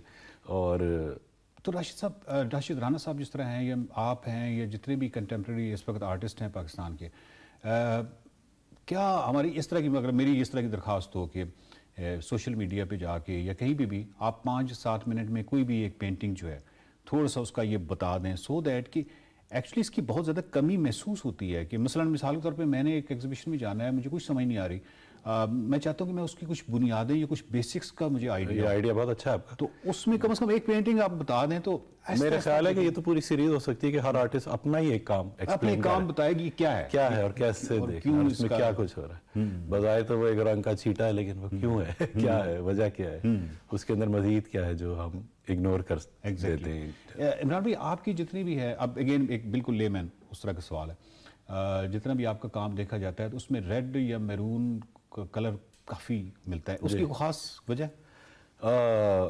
रेड कलर मैं पहले भी यूज़ करता था, लेकिन वो उसकी मीनिंग कुछ और होती थी, लेकिन 9/11 के बाद उसकी मीनिंग कुछ और हो गई। जब यहाँ सुसाइड बॉम्ब अटैक शुरू हुए, तो it was directly symbolizing the idea of blood और the idea of landscape with blood in it. क्योंकि जब कोई बॉम्ब ब्लास्ट होता था तो इमीडिएटली यू सी के जो जगह ज़िंदगी से भरपूर है, एकदम एक खूनी मंजरनामा पेश करती थी, तो वो टोटली चेंज हो जाता था landscape within friction of a second. So वो रेड कलर की मीनिंग वहाँ मेरे लिए चेंज हो गई और वो और तरह से वो शुरू हो गया। तो मेरा ख्याल है वो चल रहा है और उसमें चेंज भी आता है। कहीं मैं ब्लू भी यूज़ करता हूँ जहाँ वो रेड की रेलेवेंस नहीं होती है, लेकिन मुझे लगता है कि यहाँ कोई और तरह से बात हो सकती है। तो वो डिपेंड करता है कि किस सिचुएशन में, किस सिनेरियो में वो। अच्छा, ये सवाल करने का मकसद भी एक्चुअली यही था कि जब मैंने अभी आपसे रेड पूछा है तो मुझे इसका बैकग्राउंड पता चला जी। अदरवाइज एक बंदा चला गया है तो उसके हो सकता है कि ये जो बैकग्राउंड अभी आपने दिया है ये उसको बिल्कुल वहम गुमान नहीं होगा। उसको सिर्फ ये होगा कि रेड ज़्यादा इस्तेमाल हुआ है या मैरून ज़्यादा इस्तेमाल हुआ है, खूबसूरती से इस्तेमाल हुआ है, वो सारी अपनी जगह पे। ये जो बैकग्राउंड पस मंज़र अभी आपने बताया, ये मैं कह रहा हूँ कि आप जितने भी बड़े आर्टिस्ट हैं, अगर आप अपनी कोई एक चीज़ जो है वो 5-7 मिनट लगा के उसका बता दें तो आहिस्ता आहिस्ता फिर वो लोगों को समझ आना शुरू। जैसे अब शारजा बाइनियल में मैंने एक कोर्टयार्ड था उनका पुरानी बिल्डिंग में, जिसको मैंने रेड इस कलर से पेंट किया, तो वो लगता था कि बिल्कुल एक बहुत ही वायलेंट इमेजरी थी और कोर्टयार्ड में खून की नदियां बही हुई थी। तो लोग आते थे, वो एकदम से शॉकिंग उनके लिए एलिमेंट था, लेकिन जब वो करीब आते थे तो वो रेड कलर नहीं था, उसमें से तो फूल थे और those are more like a petals which I was taking from the traditional miniature painting landscape. Pahari school के या कांगड़ा स्कूल के मिनिएचर्स में जो दरख्त होते हैं वो उस तरह बनते हैं, वो मैंने उस डिटेल के साथ पेंट किए हैं। तो फिर वो पहले तो वो रिपेल करता है, फिर वो अट्रैक्ट भी करता है एट द सेम टाइम। तो वो एक उनकी, लेकिन वो काम मैंने देखा, वो उसका जो रिस्पॉन्स था लोगों का उस काम के ऊपर, उस वक्त मुझे पहली दफ़ा पता चला कि आर्ट कितना इफेक्टिव हो सकता है। उस पर मुझे अवार्ड भी मिला था उस बाइनियल में उस काम के ऊपर। लेकिन उसकी अच्छी बात ये थी कि लोगों का जो रिस्पांस था वो मेरे लिए बड़ा, मेरे अपने लिए लर्निंग थी, क्योंकि लोग बैठ के रोते थे, बाकायदा रो रहे थे, आंसुओं से रोते हुए मैंने पहली दफ़ा देखा। जैसे जो अरब्स थे वो उसको अरब स्प्रिंग से रिलेट कर रहे थे, पाकिस्तानी उसको 9/11 और ये जो बॉम्ब ब्लास्ट हैं उससे करते थे, जो यूरोपियन थे वो वर्ल्ड वॉर के साथ उनकी एक है नफसियाती वो जो कनेक्शन, अमेरिकन का फिर 9/11 से कनेक्शन था, लेकिन एक जापानीज़ औरत भी रो रही थी। तो मैंने कहा ये क्यों रो रही है, इसकी क्या रीज़न होगी। उससे बात की तो उसको it was reminding her of tsunami जो रिसेंटली हुआ था, तो उसको बिल्कुल ही और तरह से ले रही थी। तो एक ही काम था बट वो हर इंसान पे अफेक्ट करता था। आपने बहुत खूबसूरत बात की कि ये कितना इफेक्टिव हो सकता है। आप इससे अंदाज़ा लगाएं कि यूरोप की जो तरक्की है, पूरा यूरोप की जो तरक्की है, रेनेसेंस का जो पीरियड है, वो उसमें जो सबसे स्ट्रॉन्ग चीज़ जो नज़र आती है वो हमें आर्ट नज़र आता है। 15वीं 16वीं उस मूवमेंट में कितना बड़ा उसने किरदार अदा किया बिल्कुल बड़ा कमाल है। बहुत शुक्रिया इमरान साहब, बहुत शुक्रिया। नाज़रीन, बात ये है कि एक आर्टिस्ट जो है, अगर मैं साइकोलॉजी की नज़र में देखूँ कि एक आर्टिस्ट बड़ा क्यों होता है, वो चाहे मौसीकार हो, चाहे वो मौसीकी से उसका ताल्लुक हो, मुसव्विरी से ताल्लुक हो, किसी भी शोबा से ताल्लुक हो, तो फ़नकार इसलिए बड़ा होता है कि हमारे पूरी यूनिवर्स में और हमारी जो आसपास की जो भी है ये दुनिया, इसमें क्यास है और वो क्यास को एक्चुअली नज़्म में डालता है। आवाज़ें जो हैं हमारे यहाँ क्यास हैं, उसको जब नज़्म में डालता है तो वो गीत बन जाता है। जब एक पेंटर जो है वो जो क्यास है, जो बिखरा हुआ है रंग हैं, उनको जब एक तरतीब या नज़्म में डालता है तो एक शाहपारा बन जाता है। तो ये जो नज़्म में डालने वाले लोग हैं क्यास को, ये इस दुनिया के सबसे बड़े मोहसिन हैं। देखते रहिए माइंड। Welcome back. इस पर बात कर लेते हैं पाकिस्तान सुपर लीग 8 के हवाले से, जिसके जबरदस्त किस्म के मैचेस जारी हैं। और इस दफा इस लीग की और इस लेग की भी खूबसूरती ये है कि भाई जो पॉइंट्स टेबल है ना वो किसी का हो नहीं रहा है। ऐसा नहीं है कि पॉइंट्स टेबल बिलोंग कर रहा है किसी एक टीम से। सिचुएशन आए दिन चेंज हो रही है। कल का मैच भी बहुत ज़बरदस्त था। आपको ये भी बताएं, पहली विकेट जल्द गिरने के बाद अब्दुल्ला शफीक और फ़खर जमान ने कल शानदार बैटिंग की। वो कलंदर्स अपनी टीम का स्कोर बढ़ाया 127 पर। अब्दुल्ला शफीक 75 रन बनाने के बाद कैच आउट हुए। फ़खर जमान वंस अगेन अपने भरपूर कलर के अंदर नजर आए। 45 गेंदों के ऊपर, बल्कि सिर्फ 45 गेंदों के ऊपर 96 रन की इनिंग्स खेली और कैच आउट हुए। बहरहाल कलंदर्स ने जबरदस्त खेलते हुए 241 रन बनाए। ज़ल्मी नहीं बना सका ये रन। मायूस कुन कारकर्दगी रही। हारिस भी कोई रन बनाए बगैर आउट हो गए। पहले बल्ला टूटा, फिर विकेट टूटी। कप्तान बाबर आजम भी 7 रन बनाकर बोल्ड हो गए। दोनों को एक ही है बस, शाहीन शाह अफरीदी साहब, उन्होंने आउट किया। उसके अलावा जी साइम अयूब ने बड़ी जारहाना किस्म की इनिंग्स खेली, लेकिन टीम को फतह ना दिला सके पेशावर ज़ल्मी। और अभी आप पॉइंट्स टेबल की बात कर रहे थे, तो पॉइंट्स टेबल पे जी मुल्तान सुल्तान्स पहले, इस्लामाबाद यूनाइटेड दूसरे, लाहौर कलंदर तीसरे पे है, कराची किंग्स चौथे, पेशावर देन कोयटा। सो कोयटा की परफॉर्मेंस ओवरऑल कुछ अच्छी नहीं है। सो लिहाजा कल के मैच पे जी बात कर लेते हैं। हमारे पास none other than Mirza Baig साहब मौजूद है। मिर्ज़ा साहब, thank you very much and a very good morning. कैसे हैं आप? बहुत बहुत शुक्रिया। वालेकुम अस्सलाम, सुबह खैर। अरमला आपको भी और इमरान को भी। मैं बिल्कुल ठीक हूँ। मिर्ज़ा साहब, कल कज़ाफी स्टेडियम के अंदर वो ना कि धमाल पड़ी अच्छी खासी, मज़ा आया है। लाहौर कलंदर्स ने जिस तरह से कल खेला है, लेकिन पेशावर ज़ल्मी से भी कुछ अच्छी एक्सपेक्टेशंस थी, लेकिन कारकर्दगी कुछ इतनी अच्छी नहीं रही उनकी। अरमला, ये मैच जब शुरू होने से पहले लाहौरी बड़े टेंशन में थे कि क्या HBL PSL के मैचेस लाहौर से कराची शिफ्ट किए जा रहे हैं या नहीं किए जा रहे। इसी तरीके से रावलपिंडी वाले भी बड़े टेंशन में थे, लेकिन मैच शुरू होने से पहले ये डिसाइड हो गया कि हुकूमत पंजाब 40 करोड़ रुपए खर्च करेगी और बकिया 10 करोड़ रुपए पाकिस्तान क्रिकेट बोर्ड देगा। तो ये बड़ा साय ऑफ रिलीफ है, क्योंकि कल मैंने खुद देखा टेलीविजन पर कि स्टेडियम खचाखच भरा हुआ था, गद्दाफी स्टेडियम। मुझे लगता है लाहौर की आबादी को देखते हुए ये स्टेडियम बहुत छोटा है, क्योंकि न सिर्फ ये कि स्टेडियम भरा हुआ था बल्कि टिकट खरीदने वाले और मुफ्त के टिकट मांगने वाले जो थे वो सरगर्दा और परेशान घूम रहे थे कि उन्हें कहीं से टिकट मिल जाए, लेकिन मिले नहीं। तो इसका मतलब ये हुआ कि लाहौर में क्रिकेट का जो फीवर है वो कल से शुरू हो चुका है और ये 19 मार्च को खत्म होगा जब यहाँ फाइनल होगा। और जिस तरह की परफॉर्मेंस थी लाहौर कलंदर्स की, लेकिन आप देखें कि हाई स्कोरिंग मैच था, 442 रन स्कोर हुए।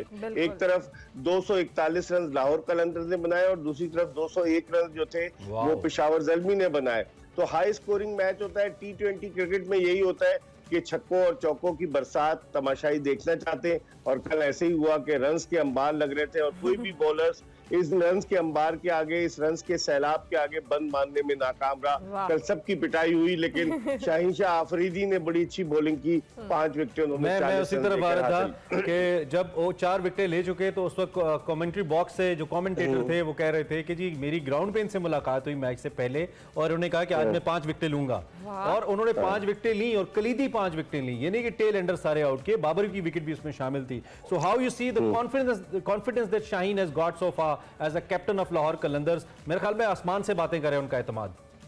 बिल्कुल, he is leading from the front, और जिस अंदाज से वो जख्मी हुए वर्ल्ड कप में और उससे पहले जख्मी रहे, लेकिन जिस अंदाज से उनकी वापसी हुई, आई think he is performing brilliantly. खासतौर पर जो गेंद बाबर आजम को जिस पे बोल्ड किया, कह रहे हैं कि अब तक 15 मैचेस में बॉल ऑफ द PSL है इस साल, तो वो इसमें कोई शक नहीं, he is leading from the. और अगर आपका सिपा सालार ही अगर जो है वो बहादुरी के साथ जंग में हिस्सा ले, तो फिर बाकी सिपाही भी जो है उनमें भी मोटिवेशन पैदा होता है। Why isn't Babar leading from the front? He is supposed to lead from the front. He is the national team captain.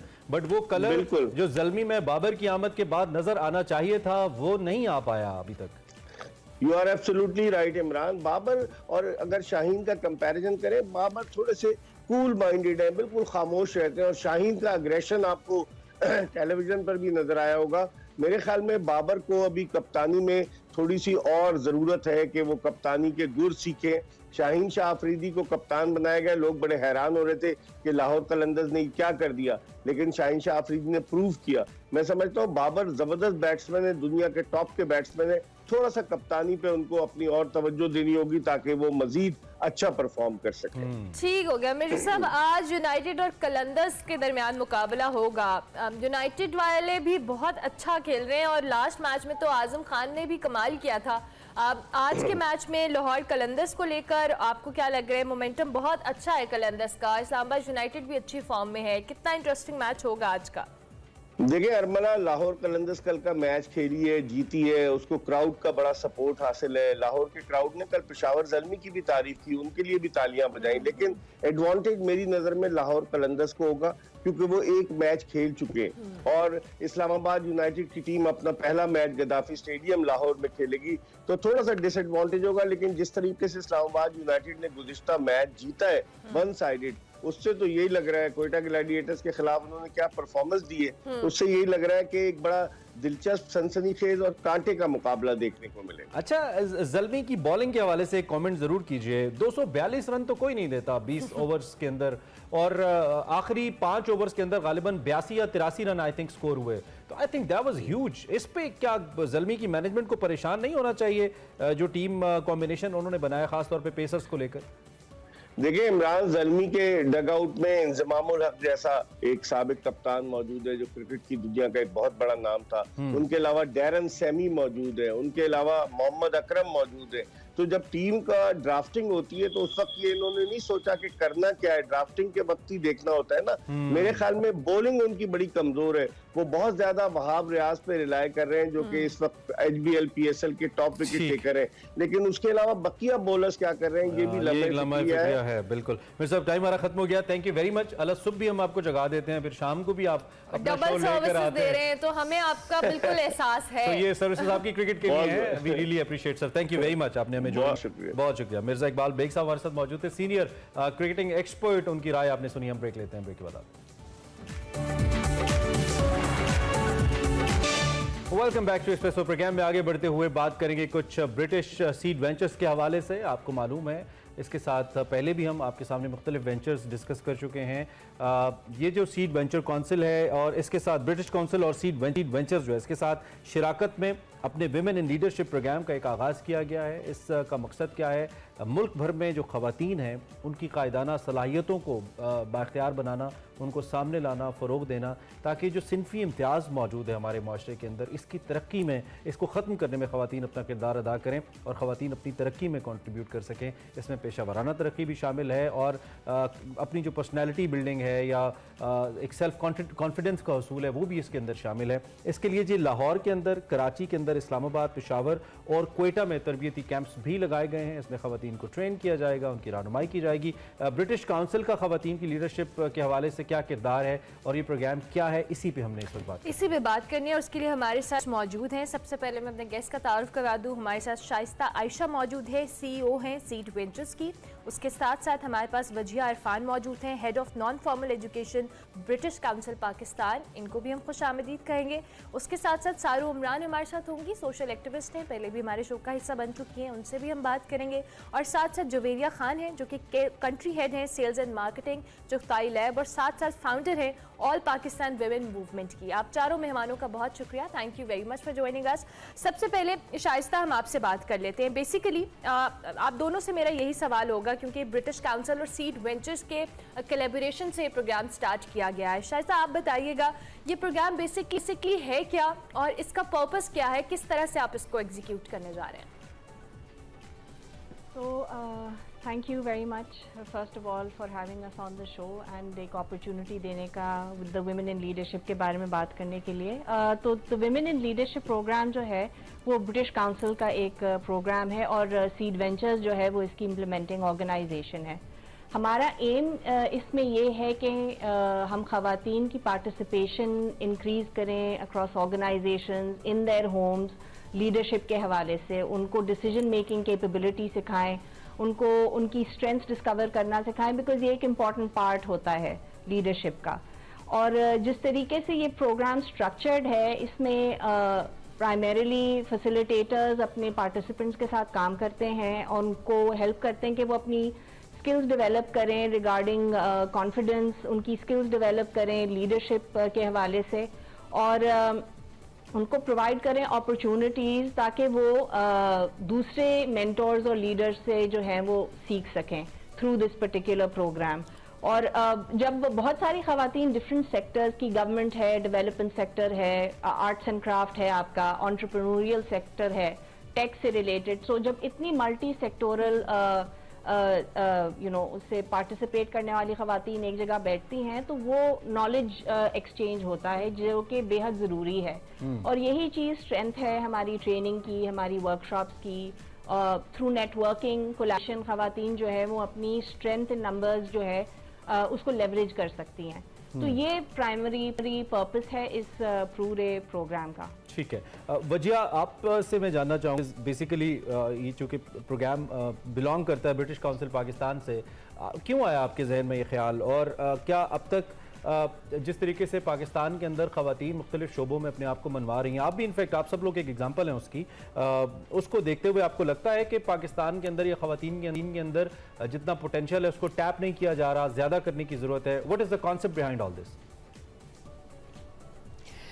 मतलब कि बेसिकली ये है कि पाकिस्तान में औरतों में काफ़ी फ़र्क किस्म के औरतें काफ़ी फ़र्क किस्म के इश्यूज़ फेस करती हैं और हमारा ये प्लान ये था इस प्रोजेक्ट को चलाने का कि हम डिफरेंट इश्यूज़ जो औरतें फेस करती हैं उनको हम टैकल कर सकें और औरतों को एक इक्वल प्लेटफॉर्म दिया जा सके जहां वो अपने आप को मनवा सकें, क्योंकि वी ऑल नो कि ख़वातीन भी वो सारे काम कर सकती हैं जो मर्द करते हैं, बल्कि अक्सर इससे ज़्यादा ही ख़वातीन जो हैं वो काम करती हैं। तो ये जो हमारा प्रोजेक्ट है इसमें डिफरेंट चैलेंजेस जो औरतों को आते हैं वो हम एक बार वन बाय वन करके उनको टैकल करने की कोशिश करते हैं। जैसे लीडरशिप डेवलपमेंट है तो औरतों को इस प्रोग्राम के थ्रू उनकी लीडरशिप स्किल्स डेवलप होती हैं जो उनकी कम्युनिकेशंस, नेगोशिएशंस, डिसीजन मेकिंग और स्ट्रेटेजिक थिंकिंग में उनको हेल्प करती हैं। ताकि वो अपनी ऑर्गेनाइजेशन में और अदरवाइज़ घर में भी और कम्युनिटीज़ में बेहतर तरीके से आगे बढ़ सकें। इसके अलावा मेंटरशिप और नेटवर्किंग होती है। इसमें हम औरतों को मेंटर्स प्रोवाइड करते हैं, एक्सेस प्रोवाइड करते हैं, नेटवर्किंग अपॉर्चुनिटीज़ प्रोवाइड करते हैं, जिससे इनकी रिलेशनशिप बिल्डिंग होती है और कनेक्शंस डेवलप होते हैं जो इनकी आगे करियर डेवलपमेंट में, प्रोग्रेशन में इनको हेल्प करती है। तीसरी चीज़ जो हम प्रोवाइड करते हैं वो कोचिंग और सपोर्ट है, और इसमें बेसिकली ये होता है कि they are able to actually manage the stress and challenges in a better way. जो लीडरशिप रोल्स में आते हैं उसमें resilience डेवलप होता है और they are able to have a balanced personality। और उसके अलावा एडवोकेसी और विजिबिलिटी होती है, उसमें इनका इन्फ्लुएंस जो है वो इंक्रीज करता है। Last but not the least diversity inclusion जो सबसे इम्पोर्टेंट है, जिसमें बायसेस और स्टेरियोटाइप्स को वो टैकल करने की इनमें स्किल्स आती हैं। जो एनवायरनमेंट जो होता है, वर्किंग एनवायरनमेंट, उसको इंक्लूसिव वर्क प्लेस और घर को भी इंक्लूसिव बनाने की कोशिश की जाए। ठीक है, वजह हम आपसे भी और भी बात करते हैं जो कि जुवेरिया हमारे साथ मौजूद हैं। जुवेरिया से भी बात कर लेते हैं। जुवेरिया, जिस तरह से अभी वजह ने डाइवर्सिटी की बात की, ऑब्वियसली जो भी हमारी मुख्तलिफ कंपनीज़ हैं या जो भी सेक्टर है जिसमें ख़वातीन की रिप्रेजेंटेशन है, वहाँ पर कुछ ऐसे चैलेंजेस होते हैं जो डाइवर्सिटी के ही ज़ुमरे में आते हैं। सो बेसिकली इस प्रोग्राम में जो फोकस एरियाज़ हैं वो क्या हैं, और इस डाइवर्सिटी को लेके भी अगर मैं बात करूं, और सेकेंडली जो क्या ये प्रोग्राम सिर्फ उन एक्सपीरियंस्ड ख़वातीन के लिए है जो ऑलरेडी इस तरह से फील्ड में काम करी हैं, या जो नई आने वाली ख़वातीन हैं उनके अंदर भी जो लीडरशिप स्किल्स हैं उनको पॉलिश किया जाएगा? जी, बहुत शुक्रिया इस सवाल को पूछने का। एक्चुअली आपने 2 क्वेश्चंस किए हैं, पहले का मैं पहले आंसर देना चाहूँगी। सो बेसिकली जो मॉडल है, जो इसके लर्निंग का तरीका बनाया गया है, वो ब्लेंडेड लर्निंग है। सो ऑफलाइन कोर्सेज भी हैं और ऑनलाइन ऑन साइट कोर्सेज भी हैं, और मल्टीपल सेक्टर से जैसे कि टेक इंडस्ट्री है, फूड है, क्लोथिंग है, डिज़ाइनिंग है, उसमें से मल्टीपल सेक्टर से ख़वातीन को चुना गया है जो कुछ अपने करियर के स्टार्ट में है और कुछ करियर के मिड करियर सिचुएशंस के अंदर हैं। उनको कुछ मेंटोर्स के ज़रिए ट्रेन किया गया है। जैसे ये प्रोग्राम 5 शहरों में हो रहा है, लाहौर, कराची, इस्लामाबाद, पेशावर और कोयटा। तो 10 फैसिलिटेटर्स हैं, देयर आर 48 पार्टिसिपेंट्स और मेंटीज़ जो ये 10 फैसिलिटेटर्स इनको ट्रेन कर रहे हैं, और इन्होंने काफ़ी केयरफुली क्यूरेट की है फैसिलिटेटर्स की लिस्ट जो खुद भी इंडस्ट्री से हों, and they can help these mentees और जो ये पार्टिसिपेंट्स हैं थ्रू देयर एक्सपीरियंस कि वो अपनी लाइफ एग्जाम्पल्स को शेयर कर सकें। और जैसे कि आपका सवाल रहा कि जो वर्किंग ऑर्गेनाइजेशंस हैं, ये जो कॉर्पोरेट सेक्टर है, क्या वो कितना इंक्लूसिव है, कितनी डाइवर्सिटी है, कितनी फैसिलिटेशन उनमें दी जाती। तो मैं यहाँ पे ये कहना चाहूँगी कि पाकिस्तान इस वक्त काफ़ी पीछे है, क्योंकि जेंडर पैरिटी इंडेक्स में we are holding second to the last spot. 146 मुल्कों में से हमारा 145वां नंबर है अगर आप जेंडर पैरिटी इंडेक्स की बात करें। और मैं ऑल पाकिस्तान वुमेन मूवमेंट के थ्रू ट्रेनिंग्स करते हुए मुझे 4 साल हो गए, और मैं 4 साल से एक ही बात करती हूँ कि हम second to the last spot हैं, सेकंड लास्ट नंबर है हमारा। यमन, सीरिया और उस तरह के, देखिए एक तो is the right index, because जी ये इंटरनेशनल हमारे यहाँ काम करती नजर आती हैं हर शोबे के अंदर। Even if you talk about army and police, जो कि सबसे मुश्किल जगह है, वहाँ पे भी हमें नजर आ रही हैं। देखिए इस तरह के जो प्रोग्राम्स हो रहे हैं कंसिस्टेंटली हो रहे हैं, जैसे अब ये सीड वेंचर्स जो ब्रिटिश काउंसिल करवा रहा है, इसके थ्रू हो क्या रहा है कि बहुत सारी एडवोकेसी, विजिबिलिटी और सेंसिटाइजेशन हो रही है that this is very important for women to be part of the workforce. लेकिन रियलिटी यही है, ये इंटरनेशनल पैरामीटर इंडेक्स है। आप खुद एक ऐसी पोजीशन पे हैं इस वक्त, कंट्री हेड एक अच्छी बड़ी कंपनी की, और आप मार्केटिंग वगैरह को देख रही हैं, आपका interaction obviously her sector of society से होता है। ये प्रोग्राम वाकई हेल्प करता है एक यंग विमेन को ग्रो करने के लिए, एक यंग एंटरप्रेन्योर को ग्रो करने के लिए। कितने जरूरी हैं ऐसे प्रोग्राम्स? या कुछ होता है ना, सेल्फ ग्रोन लोग होते हैं, खुद से मेहनत करते हैं, ऊपर आते हैं, और पहले ऐसा होता भी नहीं था, ये कल्चर भी नहीं था। आप इसको कैसे देखते हैं? देखिए हुआ क्या है, सो बेसिकली खवातीन को बहुत कम मेंटोर्स मिलते हैं खवातीन की फॉर्म में, और खवातीन को अगर आप ओवरऑल देखें बहुत कम रोल मॉडल्स नजर आते हैं। कि कॉर्पोरेट सेक्टर में अगर आप टॉप लाइन लीडरशिप की बात करें तो हमारी रिप्रेजेंटेशन बहुत कम है। सो जब वो अपने जैसे माशरे में अपने जैसी खवातीन को काम करते देखती हैं, सक्सेसफुल देखती हैं, तो उसमें उनको बहुत हेल्प मिलती है, लर्निंग मिलती है, एंड कॉन्सेप्ट बड़ा चेंज हुआ है। And I truly appreciate the effort by Seed and British Council and similar programmes बहुत सारी और ऑर्गेनाइजेशंस भी करती हैं, क्योंकि ख़वातीन के प्रोग्राम से उनमें भी हिम्मत आती है। जैसे अगर हम जनरल निगार के बारे में बात करते हैं, आप स्पोर्ट्स में बात करते हैं, आप इस तरह के मल्टीपल एरियाज में जहाँ ख़वातीन ने स्टीरियोटाइप्स को ब्रेक किया है, तो ख़वातीन को बहुत हिम्मत मिलती है। तो आई थिंक कि बहुत हेल्पफुल है। अच्छा शाइस्ता, जिस तरह से अभी जुवेरिया ने बात की कि ये बहुत एक अच्छी चीज़ है कि अपने इर्द गिर्द आप उन्हीं ख़वातीन को देखते हैं, उनसे लर्न करते हैं जो अपनी अपनी फील्ड में बहुत एक्सेल कर रही हैं, और ये उनकी लर्निंग, उनके तजर्बे से खुद सीखना इनके लिए बड़ा अच्छा सीन है। लेकिन व्हेन इट कम्स टू कि ख़वातीन का जो आपस में इंटरेक्शन है, नॉर्मली जो अपने एक्सपीरियंसेस को शेयर करना और उससे सीखना दो बड़ी डिफरेंट चीज़ें हैं। क्या आपने जो काउंसलिंग या कोचिंग के इस सारे अमल के अंदर क्या इस बात को मेक श्योर किया है कि वो कुछ ऐसे एक्सपीरियंसेस जिनसे वो प्रॉपर्ली सीख सकें और इसमें बेहतरी भी ला सकें? बिल्कुल। So you know, to answer your question, एक तो नेटवर्किंग एंड कोलैबोरेशन जो है ना, वो आपको जनरली विमेन कम्युनिटी में वीक मिलेगी, क्योंकि हमें यू नो बुनियादी सतह पे सिखाते नहीं हैं कि किस तरीके से नेटवर्क करते हैं, कोलैबोरेट कैसे करते हैं, और वहाँ फिर ये शॉर्ट कमिंग डेवलप होती चली जाती है। जिस तरह से विमेन इन लीडरशिप प्रोग्राम है, ये इसका एक बेसिक एसेंस या फाउंडेशन जो है वो कोलैबोरेशन और नेटवर्किंग पे है कि डिफरेंट सेक्टर्स की ख़वातीन जो हैं वो एक साथ बैठें, एक जगह बात करें, उनको यू नो जैसे जवेरिया फैसिलिटेटर हैं या सारो फैसिलिटेटर हैं, इस तरह के रोल मॉडल्स मिलें जो कि इनसे डिस्कस कर सकें जो भी इनके कॉन्फिडेंस या लीडरशिप के इश्यूज हैं, और अपनी लर्निंग इनके थ्रू ट्रांसफ़र कर सकें। तो definitely it's a big part of our program and it's an important part. And I think इस तरह की चीज़ें हर women in leadership से related जो भी programs हैं उसमें इंटीग्रेटेड होने चाहिए। अच्छा, चूंकि मैं चाहता हूं कि इसके मैकेनिज्म पे भी हम बात करें, लेकिन उससे पहले सारू इमरान हमारे साथ ऑल द वे थाईलैंड से मौजूद हैं, उनसे भी हम ज़रा पूछें कि वो जो कि एक सोशल एक्टिविस्ट हैं, उनका बड़ा कंट्रीब्यूशन है, पहले भी हमारे शो में इनसे बात हुई है हमारी। सारू, thank you very much for joining. इस प्रोग्राम में आपके ख्याल में ख़वातीन की जो लीडरशिप है या इंक्लूजन है वो कितनी इंपॉर्टेंट है और कितना हेल्प करेगी ख़वातीन को मज़ीद इस सोसाइटी में एम्पावर करने के लिए? बहुत ज़्यादा ज़रूरत है कि अब स्पेशली कि जो ख़वातीन हैं, वुमेन हैं, वो लीडरशिप रोल्स में हों। एक तो उससे जो बहुत बड़ा इशू है जेंडर इक्वालिटी का, वो हमारा जो है वो कवर होगा।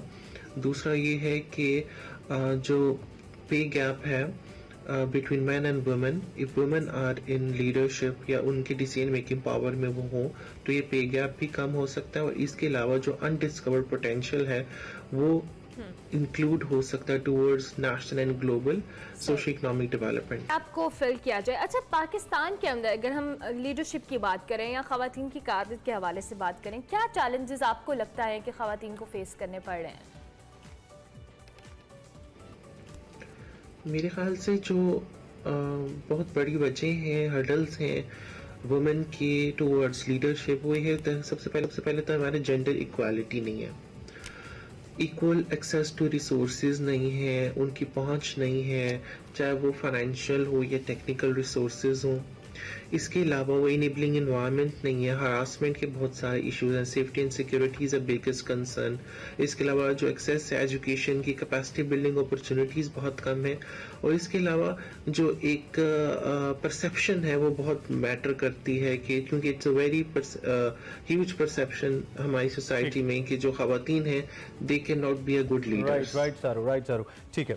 अच्छा, चूँकि अब इसी की तरफ सारू ने रेफर भी किया, तो मैं वजिया आपसे अगला सवाल मेरा होगा, मैं मैकेनिज़्म इसका जानना चाहूँगा, और मेरा कंसर्न हमेशा आप जैसी शख्सियात से बात करते हुए होता है कि हम अर्बन एरियाज़ के ऊपर तो फोकस करते हैं जहाँ पे ऑलरेडी अच्छे कॉलेजेस, यूनिवर्सिटीज़, समहाउ एक इन्वायरमेंट ऐसा मिल जाता है ख़वातीन को कि वो सर्वाइव कर लें या आगे बढ़ जाएं, लेकिन जो हमारे देहाती इलाके हैं, देही इलाके हैं, यहाँ पे भी बहुत टैलेंटेड लोग मौजूद हैं और यहाँ से भी बड़े ज़बरदस्त लोग ऊपर आते हैं। मैं ख़वातीन की बात करूँ तो how to join this program जी, और लोगों के लिए कैसे है इसके समझने के लिए कि वो इसका हिस्सा बने, आपने इसके लिए क्या किया, ख़ास तौर पर जो हमारे देही इलाके हैं उनको लेकर? देखिए जी, ये प्रोग्राम जो है ये बोथ फेस टू फेस और ऑनलाइन नेटवर्क जो आपका सेटअप होता है उस पर ये हम करते हैं इम्पार्ट द ट्रेनिंग्स। और ये होता है कि काफ़ी जो हमारी facilitators as well as participants को जो ऑनलाइन जो ऑनबोर्ड लेने का प्रोसेस था वो काफ़ी थॉरो था। हमारी एप्लीकेशंस हमने ऑलमोस्ट अ मंथ खोले रखी और इसमें सब ओपन था, मतलब कि जो भी ख़वातीन थी दही इलाकों से अर्बन एरिया से उनके लिए सारा प्रोसेस ओपन था, कोई भी उसको अप्लाई कर सकता था। और हमने कोशिश की कि हम डाइवर्सिटी देखें, हमने सारे प्रोविंसेस को कवर करने की कोशिश की और हमने मगर थोड़ा ये भी था, हम ड्राइव देखना चाह रहे थे ख़वातीन की जो एप्लीकेशन वो डाल रहे थे, हाउ ड्रिवन आर दे, ताकि वो काम को आगे लेकर जा सके। ये एक काफ़ी इम्पोर्टेंट चीज़ थी जिसको हम देख रहे थे। और अभी ट्रेनिंग्स चल रही हैं पार्टिसिपेंट्स की, ऑनलाइन भी और फेस टू फेस भी, और फरवरी और मार्च में इनकी ख़त्म होंगी। हमने एक तीसरा पार्टनर भी अपने साथ ऑनलाइन ऑन बोर्ड लिया हुआ है जो यूके बेस्ड है, क्लोर के नाम से, जो कंटेंट है वो उनकी तरफ से आता है। ठीक हो गया वजी। आप जवेरिया भी चूँकि हमारे साथ मौजूद है, इन द एंड जवेरिया इस हवाले से इसकी इंपॉर्टेंस ऑब्वियसली जिस तरह से कोलैबोरेशन है, इस तरह के और प्रोग्राम्स बड़े ज़रूरी हैं ख़वातीन के लिए। और ना सिर्फ लीडरशिप के अलावा वैसे भी हमें ग्रास रूट लेवल की बात की, हमें बहुत इनिशियल स्टेज के ख़वातीन के अंदर चीज़ें एंटरप्रेन्योरशिप को लेकर या दीगर चीज़ों को लेकर डालने की ज़रूरत है। So how do you suggest basically? अच्छा, मैं जब भी किसी प्रोग्राम में जाती तो मैं हमेशा कहती हूँ कि entrepreneurship is the way forward for women. Why? Because आप सोशल या सोसाइटल बैरियर्स को अंडरस्टैंड करें। सबसे बड़ा बैरियर आपका कंडीशनिंग है, बहुत सारी खवातीन को इजाज़त नहीं मिलती। एक बैरियर आपका मोबिलिटी है, with the fuel prices I think ये उससे भी बड़ा बैरियर बन गया है। वुमेन ऑन व्हील्स वाला कॉन्सेप्ट अभी तक पूरी तरह अडॉप्ट नहीं किया गया। फिर फ्लेक्सिबिलिटी इन वर्किंग आवर्स नहीं है। कॉर्पोरेट सेक्टर डिमांड करता है 8 से 10 घंटे काम करें। हमारे पास रिटर्नशिप प्रोग्राम्स की कमी है। अगर आप फैमिली वे में हैं और आप 2-3 साल के बाद ब्रेक लेने के बाद वापस आना चाहते हैं तो there are no programmes, there is nothing available in the market. So I always insist upon, I always say entrepreneurship is the way forward. और इसीलिए ऑल पाकिस्तान वुमेन मूवमेंट के तहत हम एक प्रोग्राम करते हैं जिसका नाम ही आओ कारोबार करें है। सो हमारी कोशिश होती है कि हम ग्रास रूट लेवल पे खवातीन को इनकरेज करें। की पहली किरण ही कहूँगा, वक्त मेरे पास कम है। थैंक यू वेरी मच, आपने ज्वाइन किया जवेरिया और इसके साथ सारो, इमरान, वजीर, इरफान और शाइस्ता, आप चारों मेहमानों का बहुत शुक्रिया। एक बड़ा अच्छा प्रोग्राम है आगाज़ से और हम देखते हैं कि आने वाले वक्त में इसके रिजल्ट यकीनी तौर पे बहुत बेहतर निकलेंगे। आप बताते रहेंगे इस बारे में। एक ब्रेक लेते हैं, ब्रेक के बाद वापस आते हैं। Welcome back. प्रोग्राम का बिल्कुल आखिरी हिस्सा है, लेकिन एक स्टोरी आपके साथ शेयर करके आपसे इजाजत चाहेंगे जी। बात करेंगे 7th all Pakistan inter varsity ski main and women championship के हवाले से। ये इंटर वर्सिटी स्की चैंपियनशिप थी जिसमें मुख्तलिफ यूनिवर्सिटीज़ ने हिस्सा लिया। इसमें पंजाब यूनिवर्सिटी की विमेन टीम ने पहली जबकि मेल्स टीम ने दूसरी पोजीशन हासिल की। और ये जो इवेंट है जिसकी हाईलाइट आपको हम दिखा भी रहे हैं, इसको ऑर्गेनाइज किया था कुराक्रम इंटरनेशनल यूनिवर्सिटी गिलगित ने। So intervarsity championship, ski championship जो यहाँ पे हुई है, इसके अंदर पंजाब यूनिवर्सिटी की विमेन टीम ने पहली जबकि मेल्स टीम ने दूसरी पोजीशन हासिल की है। ऐसे इवेंट्स बहुत ज़रूरी हैं होने के लिए, पाकिस्तान के एक पॉजिटिव इमेज को बेहतर तौर पे दुनिया के सामने के लिए, और खास तौर पे जो टूरिज्म के हवाले से टूरिज्म है और यूनिवर्सिटी के स्टूडेंट्स के लिए एक बड़ा अच्छा एक्सपोजर है। चलें जनाब, प्रोग्राम का वक्त खत्म हुआ। हम आपसे कल फिर मिलेंगे। फीडबैक हमारे सोशल मीडिया हैंडल्स पे लाजमी दीजिएगा। कल तक के लिए हमारी तरफ से अल्लाह हाफिज़।